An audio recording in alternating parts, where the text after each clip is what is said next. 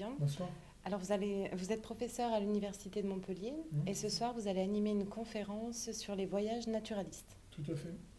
Alors, quelles sont au cours des 18 et 19e siècles les ambitions des voyages naturalistes? Dans quel cadre s'insèrent-ils? Ben, ça dépend. Parfois, c'est vraiment pour faire avancer la connaissance, mais ça peut être également, par exemple, notamment le voyage du Beagle, dont on parlera tout à l'heure. À l'origine, comment dire, ça a des fins commerciales, c'est-à-dire pour essayer de bien cartographier la côte sud-américaine et même une finalité militaire, de manière à bien connaître la côte de l'Amérique du Sud.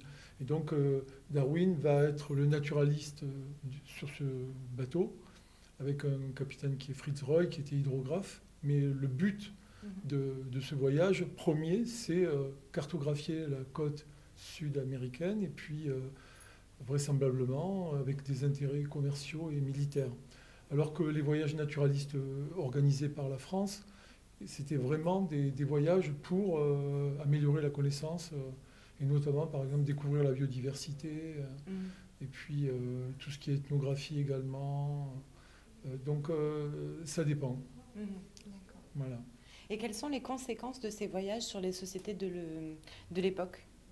Alors, évidemment, pour les sociétés européennes, ben, ça fait rêver les gens. On ramène plein d'espèces nouvelles, de plantes, d'animaux.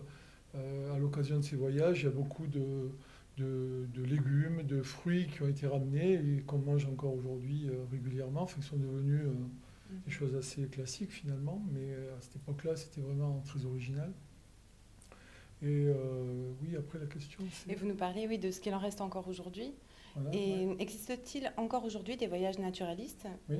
Et si oui, quelles peuvent être Alors les évidemment, perspectives? ouais, de moins en moins, bien sûr, parce que c'était vraiment des aventures qui étaient extrêmement coûteuses pour l'époque, et on sait qu'aujourd'hui, on ne peut pas dire que la recherche soit extrêmement soutenue, en tout cas en France actuellement.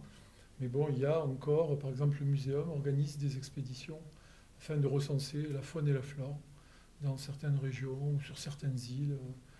Et dernièrement aussi, il y a eu une grande expédition tout autour du monde, c'est l'expédition de Tara qui avait été relayée par Thalassa et organisée par Eric Karsenty. Et donc là, c'était pour découvrir toute la faune et la flore phytoplanctonique des océans, essayer d'en tirer des informations sur l'évolution des océans. Et donc c'est une grande expédition et les données qui ont été récoltées sont d'ailleurs encore en train d'être traitées, analysées, étudiées. Puisque bon, on ramène les collections, on ramène des échantillons, puis ensuite il faut les étudier et on les étudie en laboratoire. Donc aujourd'hui, évidemment, c'est énormément de chercheurs qui travaillent sur ces échantillons. Au XVIIIe, au XIXe siècle, c'était des personnalités. C'était Lamarck, Cuvier, Geoffroy Saint-Hilaire, par exemple, en France. C'était Darwin, en Angleterre, qui travaillait sur ces collections pour faire connaître la nature, l'histoire naturelle, au travers d'ouvrages qui étaient d'ailleurs très bien documentés, avec une très belle iconographie parfois. Voilà. D'accord. Ben, je vous remercie beaucoup. On va poursuivre avec votre conférence maintenant. Bien. Merci.